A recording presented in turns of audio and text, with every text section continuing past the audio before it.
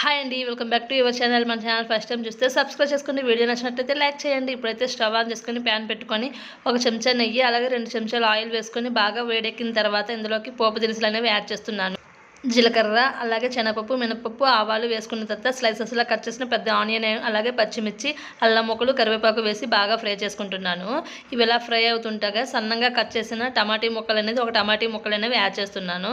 అలా తురుముకున్న క్యారెట్ అనేది నేను వేసుకుంటున్నాను. ఇలా అయితే ముక్కలుగా తిన్న వారికి ఇలా క్యారెట్ తురుము అనేది వేసుకొని ఒకసారి బాగా కలుపుకొని ఇందులో సాల్ట్ వేస్తే వేరంగా మగ్గుతుంది. రుచికి తగినంత సాల్ట్ వేసేసి బాగా కలుపుకొని 1 కప్పు గోధుమ రవ్వకి 2 కప్పులన్నర వాటర్ అయితే వేస్తున్నాను. అవ్వండి 2 గ్లాసులు ఒక సగం వాటర్ అనేది వేసేసి ఉప్పు సరిపోయిందో లేదో చూసుకున్నాను. ఇలా వాటర్ మరుగుతున్నప్పుడు గోధుమ రవ్వ అనేది వేసేసి బాగా కలుపుకొని దగ్గరికి అయిన తర్వాత స్టవ్ ఆఫ్ చేసేయడమని.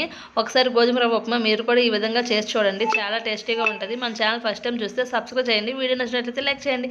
బాయ్ అండి, మరొక మంచి వీడియోతో మళ్ళీ కలుద్దాం.